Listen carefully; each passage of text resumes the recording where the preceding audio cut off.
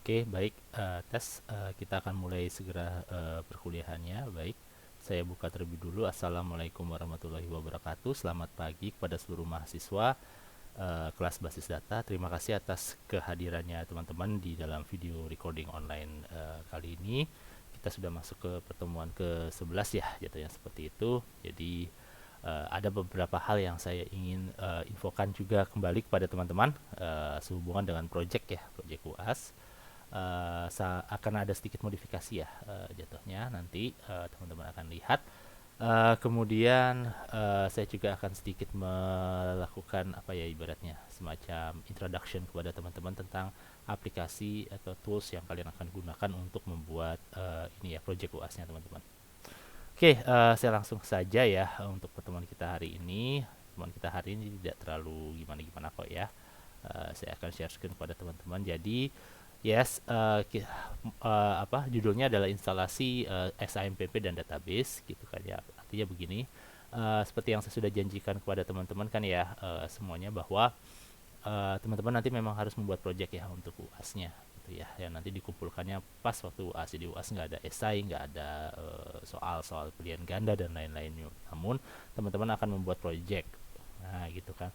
Nah, minggu lalu sempat saya share sama teman-teman ya bahwa saya sempat bilang bahwa kita pakai Microsoft Access, tapi demi kenyamanan buat teman-teman juga dan saya juga, saya lihat bahwa untuk akses itu agak sedikit ribet ya. Maksudnya begini, kita harus menyesuaikan tahunnya daripada akses yang kita pakai sehingga nggak kompatibel banget buat teman-teman sama saya juga nanti edisinya beda, beda lagi nanti perlakuannya. Nah, sehingga saya memutuskan bahwa untuk project UAS-nya teman-teman kita nggak pakai akses, tapi kita pakai SAMPP ya, pakai SAMPP, tapi teman-teman nggak pakai konsolnya di command prompt, tapi teman-teman nanti pakai PHP MyAdmin gitu ya. Jadi ngebuat database-nya masih tetap klik-klik aja kok ya, nggak sesulit yang teman-teman akan bayangkan, terutama yang non IT ya. Nah, gitu. Kalau yang non IT kan jatuhnya kan masih ada agak sedikit kesulitan ya dalam arti gini, ini kita ngebuatnya kayak gimana sih Pak gitu kan ya.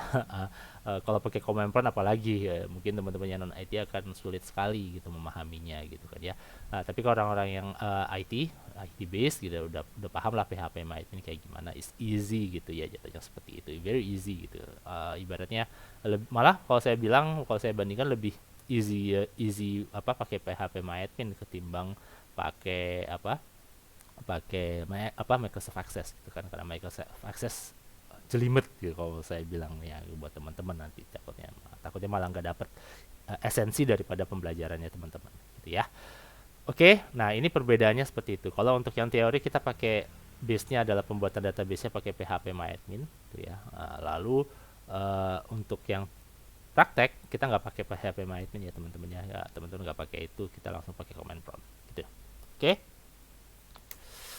Oke, yes. Jadi untuk hari ini saya akan men-share sama teman-teman. Sorry ini masih salah ya. Saya akan men-share teman-teman bahwa apa untuk proses instalasi SAM ya, seperti apa ya. Lalu pengenalan dari PHP MyAdmin-nya aja, seperti antarmukanya seperti apa, sama tentunya yang paling terakhir adalah briefing project UAS-nya. Gitu ya, itu dulu. Nah, untuk yang briefing project UAS-nya nanti saya akan share di akhir pertemuan setelah saya menjelaskan beberapa hal yang harus teman-teman lakukan gitu ya dan instalasi. Setelah itu kita baru bahas project UAS-nya gitu ya. Jadi save it last for the best gitu ya. Oke, apa ya? Kita masuk ke ini dulu ya. Yang pertama adalah instalasi SAMPP. Jadi gini, pengenalan dulu deh buat teman-teman yang non IT. Jadi SAMPP itu adalah suatu tools atau layanan gitu ya. Jadi bentuknya aplikasi ya, jatuhnya harus di-download, harus diinstal gitu kan. Dijalankan di komputer ya teman-teman. Nah, dia gunanya sebagai apa? Gunanya sebagai tools untuk untuk menjalankan fungsi-fungsi penggunaan database nanti. Gitu ya. Kalau nggak ada SAMPP yang nggak diaktifin pun, database yang kalian akan buat itu nggak bakal bisa dijalankan. Ibaratnya tidak terkonek gitu ya, sehingga kita butuh tools ini terlebih dahulu. Jadi langkah pertama yang teman-teman harus lakukan untuk di pertemuan kita hari ini yang pertama itu adalah melakukan download atau dan instalasi XAMPP. Oke, caranya gimana? Oke, saya langsung share ke teman-teman. Kita ke browser internet ya. Lalu tulis aja XAMPP ya. Klik aja enter. Nah, di sini nanti ada yang pertama ya, under Apache Friends gitu ya, download XAMPP Apache Friends gitu kan ya. Lah, lalu sesuaikan dengan versinya teman-teman ya, versi laptopnya teman-teman ya. Ini jatuhnya for Windows 7, 8, 7 dan 8 dan 10 ya, jatuhnya seperti itu, bisa pakai ini ya. Sebenarnya 8 ke atas bisa pakai yang ini. Ini kalau teman-teman pakai Linux ya, atau pakai Apple ya, ada juga. Jadi sesuaikan dengan OS-nya teman-teman ya. Sesuaikan dengan OS-nya teman-teman ya. Ya kalau misalnya Windows ya pakai inilah ya. Pak, boleh pakai yang versi mana aja Pak? Ini kan ada 7,4, 8,8, 8.1, silahkan boleh pakai yang mana aja, nggak terlalu bermasalah untuk hal itu. Ya, gimana cara downloadnya? Udah tinggal download aja seperti biasa. Udah download, katakanlah seperti itu. Nanti ngedownload, download, tunggu. Nah ya nih, ya harusnya otomatis ya, otomatis. Kalau enggak diklik lagi aja ke sini, nanti dia akan masuk ke sini, lalu download aja, udah tinggal gitu ya. Download, lalu nanti akan tersimpan di repository downloadnya teman-teman gitu ya. Nah, saya nggak akan menunggu untuk install proses itu terlaksanakan ya. Nah, saya langsung saja ke ini aplikasinya. Nah, kalau nanti seandainya sudah terdownload, nanti diinstal ya. Saya kayaknya nggak perlu ngasih tahu cara instalasinya ya, karena teman-teman harusnya sudah paham ya. Gampang kok, tinggal nanti ketemuin aja ininya installer downloadnya di mana. Kalau udah selesai di download, saya lihat dulu ya. Nah, ini ada jadinya seperti ini ya. Harusnya di halaman downloadnya teman-teman tertera seperti ini. Sebentar ya, saya ini harusnya ada di halaman download. Udah, nanti tinggal diinstal aja, diklik 2 kali ya. Nih XAMPP bla bla bla bla, klik 2 kali. Lalu instalasi seperti biasa deh ya. Di nextin aja pokoknya. Semuanya di nextin aja sampai finish, udah selesai gitu ya. Enggak ada hal yang terlalu rumit kok untuk hal itu ya. Jadi ibaratnya silakan teman-teman untuk melakukan proses download seperti itu ya.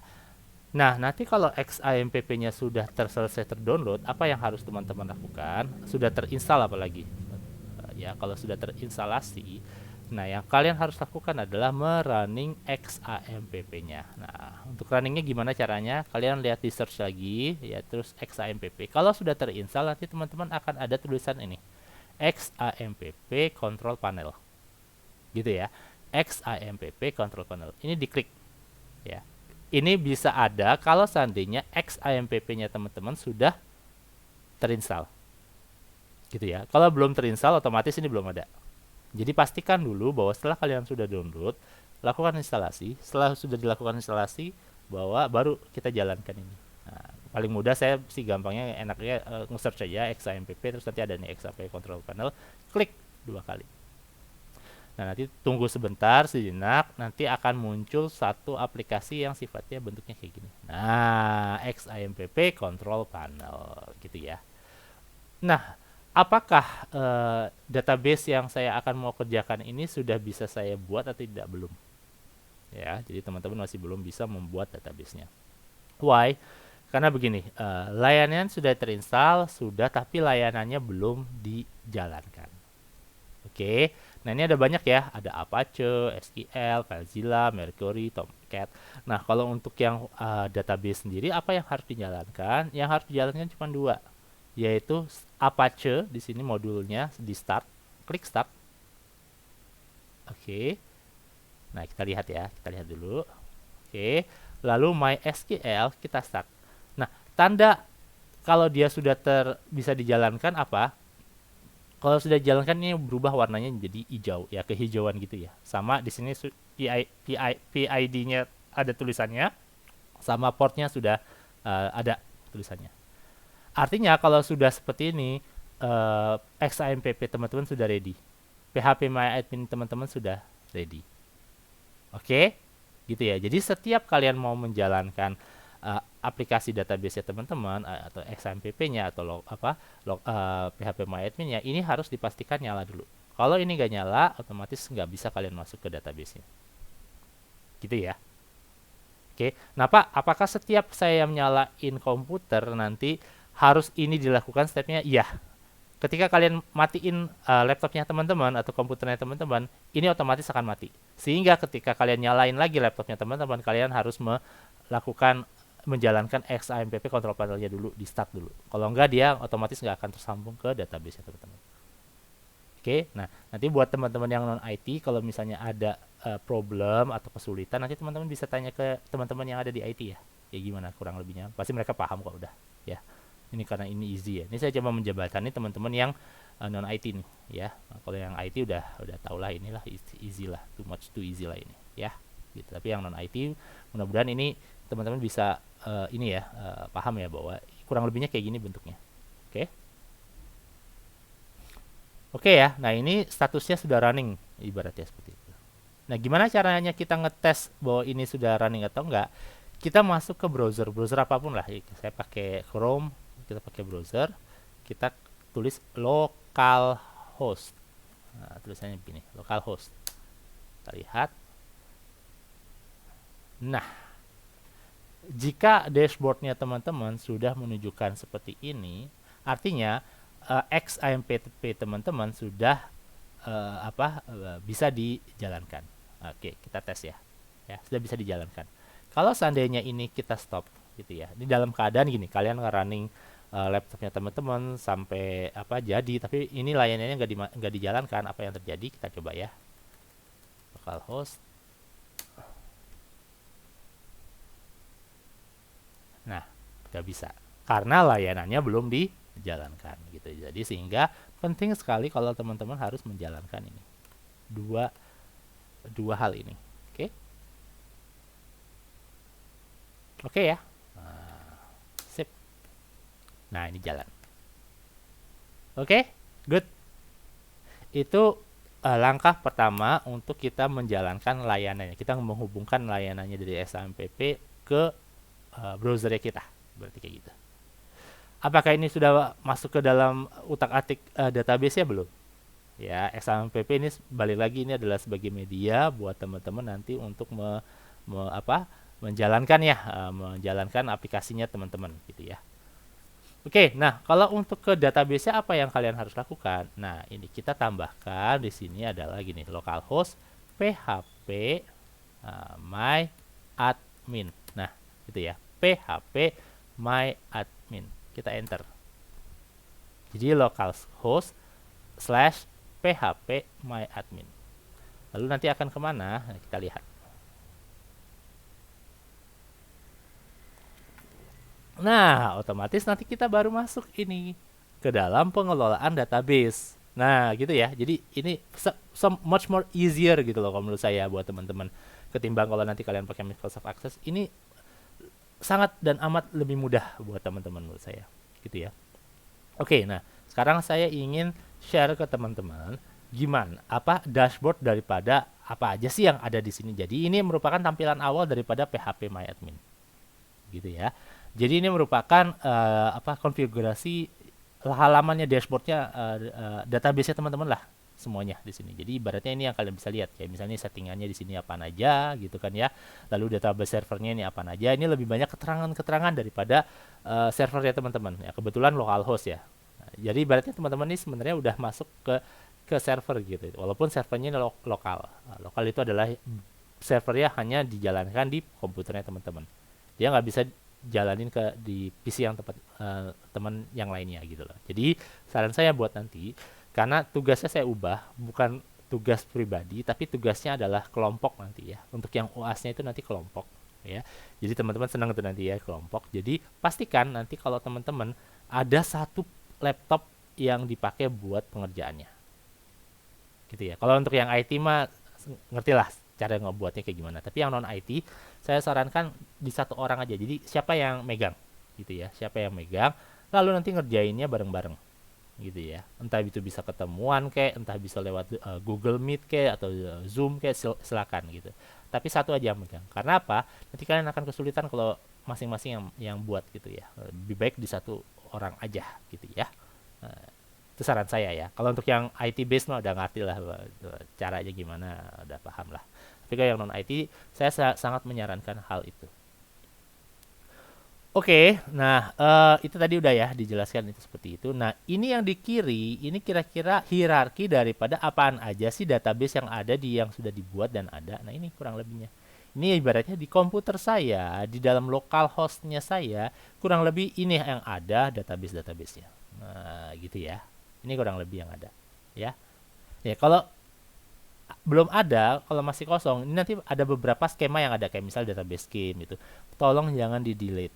Ya, kalau kalian delete ini berisikan instruksi-instruksi atau library-library yang bisa kalian panggil untuk kebutuhan pembuatan database-nya. Kalau kalian delete ini, udah nggak bisa ngapa-ngapain kalian. Ya, so yang ada di sini yang defaultnya jangan kalian delete. Nah, yang non default tuh kayak apa Pak? Nih kayak gini, kayak saya nih SPK, tes DB, Topsys itu saya yang buat gitu ya. Itu database yang ada di dalam isian saya gitu.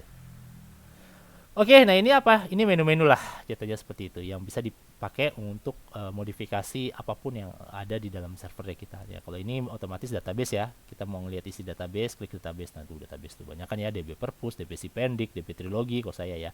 Ini kenapa ada di saya karena saya ngoprek ini ya, kebutuhannya untuk mata kuliah praktek, sama ada juga beberapa yang saya buat ya iseng-iseng aja lah, jatuhnya seperti itu. Ya, jadi ibaratnya di dalam localhost saya ini isinya ini database-nya udah ada semuanya. Ya. Oke. Nah, SQL itu nanti untuk menarik-narik data berdasarkan database yang kita buat. Ini nanti penting ya. Ketika nanti kalian ngebuat project UAS-nya berdasarkan ini nanti ya. Kita pakai mainannya di sini. Salah satunya nanti. Nanti kalian akan lihat kok. Saya akan share soalnya itu nanti minggu depan. Tapi kelompoknya kalian buat hari ini, pertemuan hari ini ya. Untuk share apa soalnya untuk projectnya minggu depan. Berarti otomatis kalau saya lihat di sini ada 26 mahasiswa ya, kalau di Siakat ya.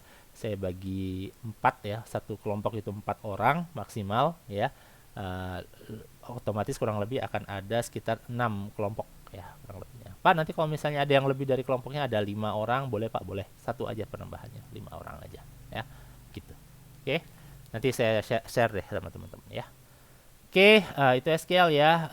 Lalu status, kalau ini satu-satu ya saya share. Ini statusnya dari networknya teman-teman gitu kan, fail attempt gitu ya. Ini lebih ke apa yang kita sudah lakukan di status daripada SQL ya itu sendiri. User akun, akun ini sebenarnya nggak perlu terlalu ini ya, ini nggak terlalu penting kok ini. Ekspor nanti saya share deh ekspor itu untuk apa juga. Ekspor itu seperti namanya ya, berarti kita ada file database yang kita inginkan, kita mau share ke luar supaya orang lain nanti ya bisa ngecek hasil dari kalian setting dan lain-lain. Ini nggak terlalu penting sih ya, belum terlalu penting buat teman-teman ya gitu. Nah yang paling penting adalah database-nya sebenarnya seperti itu. Oke, nah kita coba buat hal yang sederhana ya, jatuhnya seperti itu. Kayak misalnya gini. Oke, ini kita udah ngebuat database nih ya jatuhnya ya. Notepad deh ya, saya coba buat notepad. Oke, kita ingin membuat database. Oke, satu database. Buat database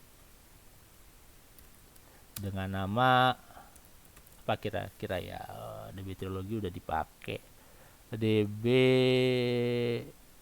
Univ Trilogi gitu ya. DB dengan nama DB Univ Trilogi gitu ya. Univ Trilogi. Oke. Kedua adalah kita ngebuat ini ya, table ya, 2 table deh.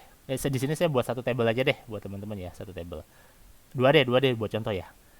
Buatlah 2 table ya. 1A table TBL mahasiswa gitu ya. Ini contoh doang ya, mahasiswa. Di mana di dalam tabel mahasiswa itu ada NIM gitu ya. Oke, lalu ada apa lagi?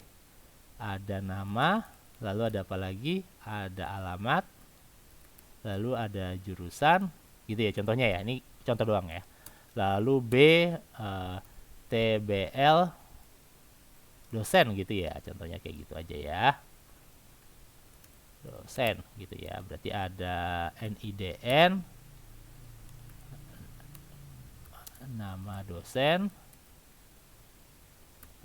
apalah jurusan, lalu apalagi ya, jabatan gitu ya, contohnya seperti itu. Dah kayak gitu ya. 2 dulu deh kita buat. Oke, so apakah kita akan buat table dulu atau database dulu kira-kira? tentunya sesuai dengan hierarki yang urutan yang benar, artinya kita harus membuat database ya terlebih dahulu, gitu ya. Sehingga langkah pertama adalah kita membuat database. Gimana caranya? Udah, ini tadi ke database, nih, create database, isi database siapa. Nah, isinya apa tadi? DB Univ Trilogi. Kita coba ya. DB Univ Trilogi. Oke. Dan kita ngapain? Create. Oke. Nah, nanti akan masuk ke table. Oke. Kita di sini nanti sudah muncul ya harusnya ya DB Trilogi ya. Tunggu, saya nggak terlalu kelihatan di sini. Ya, ini udah terlihat ya DB Trilogi ya. DB Univ Trilogi ya. Ya, DB Univ Trilogi kita lihat ininya nggak ada. Sebentar, saya cek ke sini dulu. Saya ke PHP MyAdmin lagi, database, coba kita lihat ada. Nah, ini ada ya DB Univ Trilogi ya. Kita masuk. Oke, kita create table. Tadi create table-nya apa tadi? TBL mahasiswa. Oke, TBL mahasiswa. Oke. Lalu apa yang kita lakukan? Kita lakukan go. Ini 4 ada tulisannya 4 tadi ya.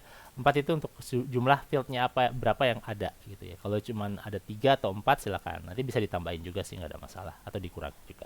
Oke, kita coba go dulu ya. Go. Oke, nah ini kurang lebihnya ada 4 field gitu ya jadinya ya. Ada 4 field. Lalu apa yang harus kita lakukan? Nah, nanti kita bisa tambah kolom ya. Oke. Tadi apa tadi? Name ya. Name. Lalu apa? Nama. Lalu alamat ya. Lalu apa? Jurusan ya. Oke. Tipenya sekarang. Tipenya kalau untuk name apa? Tipenya berarti kalau misalnya dia hanya angka aja berarti integer. Itu ya, numerik ya, integer. Namanya apa? Bukan integer berarti varchar ya, karakter.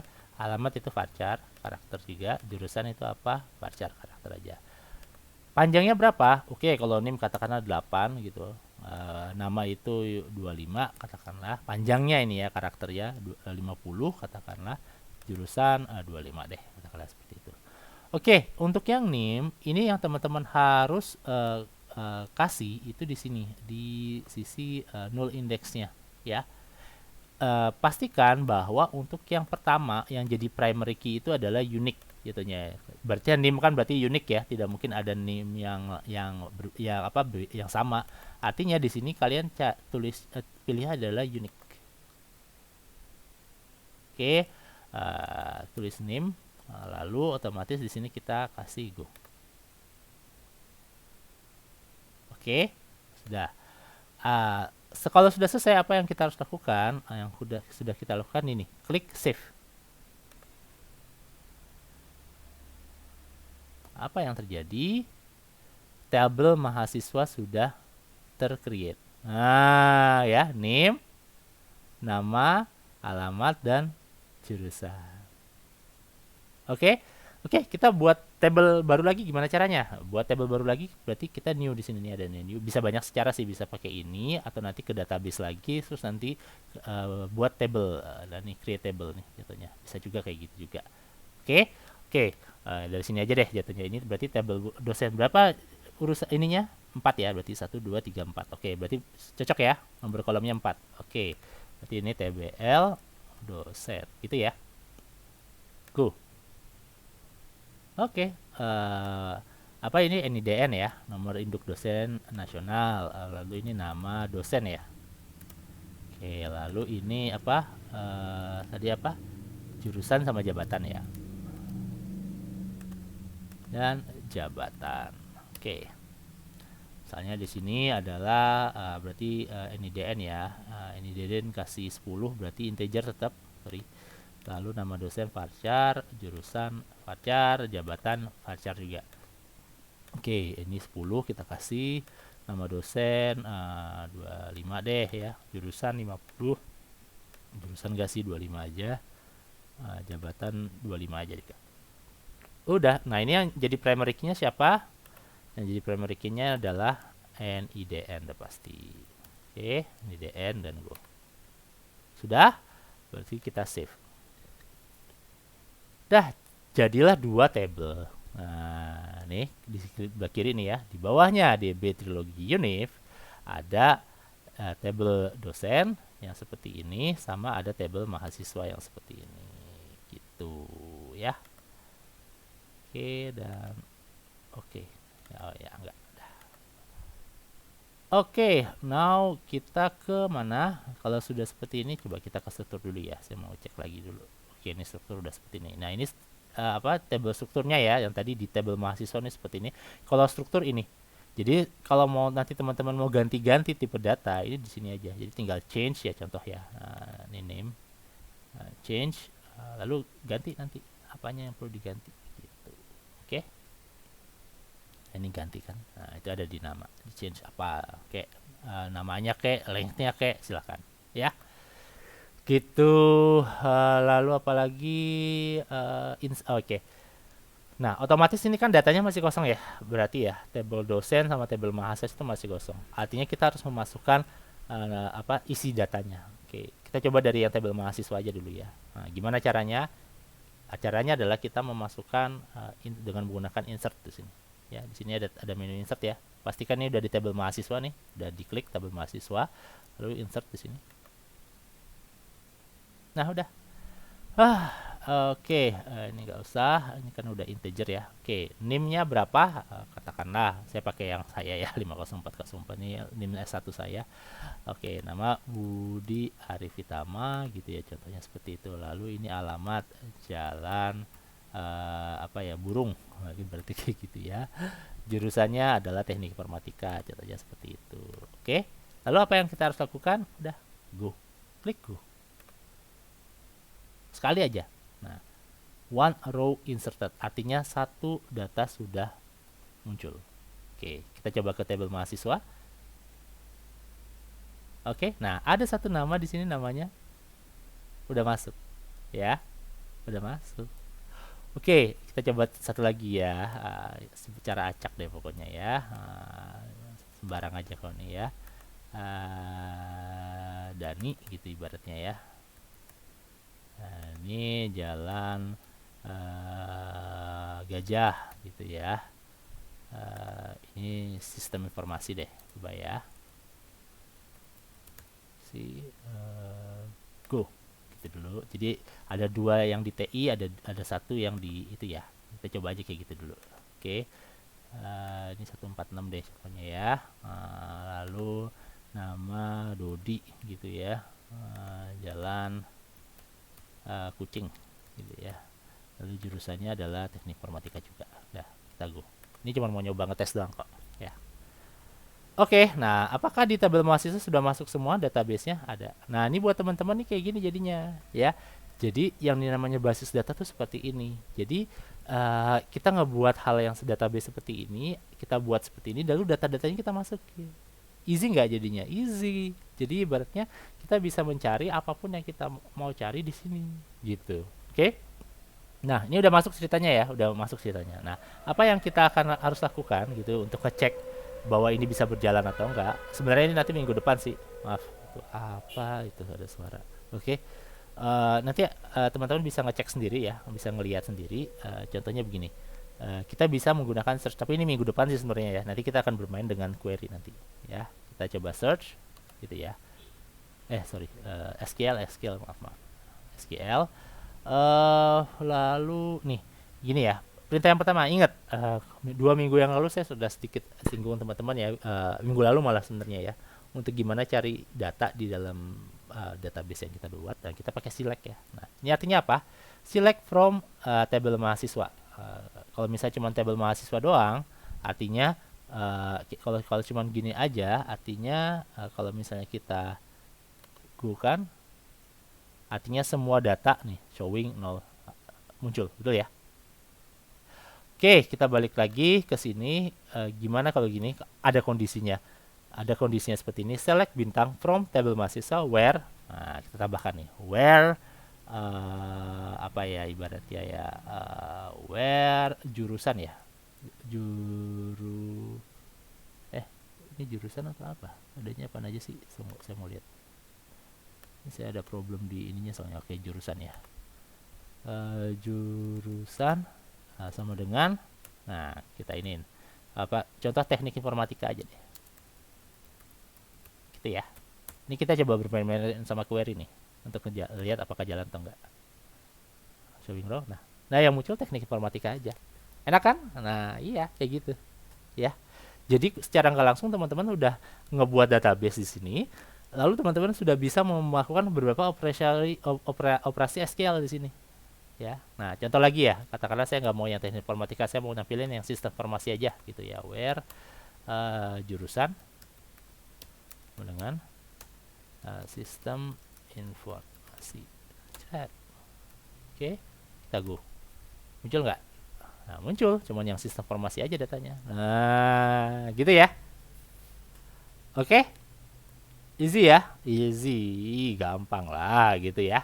Nah, itu ibaratnya itu untuk yang query. Nanti minggu depan kalau yang SQL untuk query-nya ya. Untuk yang SQL query-nya nanti minggu depan. Nah, yang saya pengen untuk minggu ini adalah teman-teman melakukan itu. Ya, jadi teman-teman harus melakukan instalasi dari sisi SQL-nya. XAMPP-nya. Silakan download dari internet, lalu diinstal aplikasinya. Habis itu coba dijalankan. Nah, tadi lihat lagi perintah-perintah dari awal dari video yang saya share teman-teman hari ini. Gitu ya. Lalu habis itu coba ke localhost terus ke phpMyAdmin ya, phpMyAdmin ya, localhost/phpMyAdmin. Lalu udah, kalau udah masuk ke sini, cobalah tadi ngebuat database, nge-create table, lalu isikan isiannya. Setelah udah diisi, coba main-main sama SQL ya, coba aja. Oke, harusnya ini tidak terlalu sulit ya buat teman-teman. Jadi teman-teman saya berharap nanti coba-coba deh dulu ya. Nanti minggu depan insya Allah kita online lagi. Saya ngajar full nanti online ya. Untuk minggu depan kita online gitu ya. Saya nggak ngasih recording untuk minggu depan. Untuk minggu ini saya masih kasih recording karena ini masih tahapan yang harus diulang-ulang dan harus dibuatnya benar gitu ya. Gitu. Nah ini udah selesai. Nah, untuk pertemuan kita di pagi hari ini selesai gitu kan, enak kan? Udah. Nah selanjutnya project. Nah ini yang saya mau bahas sama teman-teman. Oke. Nah ini projectnya seperti ini. Jadi ada perubahan ya. Kalau minggu lalu saya share teman-teman pakai Microsoft Access, kita nggak pakai Microsoft Access, kita pakai phpMyAdmin. Ya jadi mahasiswa diminta untuk membuat sistem basis data tetap ya dengan menggunakan XAMPP dengan media phpMyAdmin. Ya.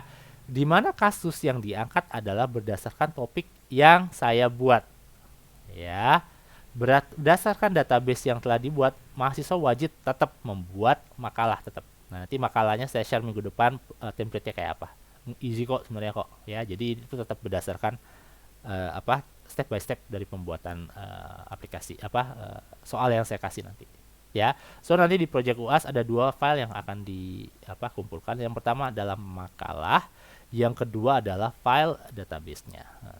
Gitu ya. File database nanti ngumpulin gimana, nanti saya kasih tahu di pertemuan-pertemuan berikutnya kayak gimana caranya. Oke, gitu. Nah untuk pertemuan hari ini saya meminta buat teman-teman untuk membuat kelompok dengan anggota maksimal 4 mahasiswa. Ya, artinya 4 mahasiswa, kalau 4 mahasiswa dari 26 itu ada sekitar 6 kelompok kurang lebihnya. Nah, nanti kalau misalnya ada yang lebih dikit, ada 5 orang per kelompok masih saya tolerir. Maksudnya setidaknya 5. Ya, at least maksimum banget tuh 5 mahasiswa. Tapi kalau paling optimal 4 gitu kayak gitu. Ya. Harus 6 kelompok kurang lebih ya. Karena saya akan memberikan 6 soal nanti buat teman-teman yang berbeda-beda. Setiap kelompok nanti punya 6 soal yang harus bukan setiap kelompok sih. Jadi setiap kelompok punya 1 soal dari 6 soal yang berbeda-beda. Nah, sehingga kalian nggak ada kesempatan untuk mencontek-contek gitu ya. So, I won't make it easy for you gitu ya. Tapi soalnya kalian kerjakan berdasarkan soal yang saya kasih aja. Datanya nanti lengkap kok. Nanti soalnya juga lengkap. Nanti kalian harus meng-create hal itu. Ya, sama soalan-soalannya yang kalian harus lakukan, kerjakan itu jelas kok. Ya, jadi nggak usah khawatir buat teman-teman. Oke, jadi tolong ini teman-teman buat dulu. nanti saya buat G-form ya, G-form. Nanti kalau sudah 4 kelompok sudah ada, saya meminta satu ketuanya yang mengisikan G-formnya. Ya, nanti saya akan share G-form. Saya meminta satu ketua kelompok untuk men-share kelompoknya. Nah, nanti saya share-nya lewat ini ya, G-formnya itu nanti saya share lewat WhatsApp grup aja. Nanti dari WhatsApp grup itu nanti kalian kan masukkan. Hanya ketua kelompoknya aja yang masukin, kalau anggotanya nggak usah masukin. Ya, sehingga nanti minggu depan saya akan nge-share ke teman-teman kelompok-kelompoknya siapa aja. Ya, so untuk hari ini saya minta buat teman-teman buatlah kelompok ya, 4 sampai 5 orang lah kurang lebihnya. Ya, nanti yang mengumpulkan nama-namanya itu adalah ketua kelompoknya. Ya, ketua kelompoknya yang mengumpulkan nama-namanya. Oke? Oke, sudah. Kurang lebihnya itu yang saya bisa sampaikan kepada teman-teman untuk pertemuan kita di pagi hari ini. Semoga teman-teman bisa mendapatkan gambaran jelasnya kira-kira untuk proyek UAS itu apa ya. Jadi ini kita pertemuan ke-11 ya. Nanti di pertemuan 12 minggu depan online ya, insya Allah online. Saya ada hadir ya, hadir. Nanti masih ada materi ya terkait ini ya. Mungkin minggu depan kita lebih main ke SQL-nya ya, SQL-nya. 12, lalu nanti 13 sama 14 saya kasih waktu teman-teman untuk ngerjain soal ya. Ya. Lalu di pertemuan 15 kita kembali lagi, itu pertemuan terakhir ya. Saya ingin ngelihat progresnya teman-teman tuh sampai mana udah. Ya. Udah sampai mana, lalu nanti di UAS udah tinggal ngumpulin aja. Maksudnya nggak harus nunggu UAS sih. Nanti kalau saya udah open di Classroom gitu kan, di Classroom nanti kalian ngumpulin aja sampai waktu batas terakhirnya adalah UAS. Udah, UAS kalian nggak usah datang. Datang nggak ya? Mungkin datang untuk absen aja kali ya. Ya kalau nggak salah tetap harus datang ya. Atau dari kampus memintanya seperti itu ya. Mau itu projectnya itu online atau ngerjain di tempat, tetap harus datang untuk absen ya. So pastikan nanti pas hari H UAS itu absen gitu ya. Gitu. Oke, kalau gitu terima kasih atas pertemuan teman-teman. Sorry. Terima kasih atas perhatiannya teman-teman dalam menyimak video recording yang telah saya sampaikan kepada teman-teman. Terima kasih. Kembali lagi, kalau ada pertanyaan silahkan ditanyakan lewat Japri boleh, lewat grup juga boleh, atau nggak nunggu minggu depan juga boleh kok. Minggu depan insya Allah kita interaktif online ya. Gitu. Baik, terima kasih atas waktunya teman-teman telah menonton video ini. Oh ya, jangan lupa bahwa nanti di link video YouTube-nya nanti akan ada deskripsi, ada absensi. Ya, saya akan melakukan absensi di sana, ada link YouTube-nya, ada link absensinya, nanti diklik, tolong diisi. Saya tunggu sampai jam 1 ya, biasanya jam 1 untuk menutup absensi gitu. Oke. Baik, kalau gitu terima kasih atas waktunya. Saya tutup perkuliahannya minggu ke-11 ini. Wabillahi taufiq wal hidayah. Wassalamualaikum warahmatullahi wabarakatuh. Sampai dijumpa di pertemuan minggu depan secara online. Terima kasih semuanya.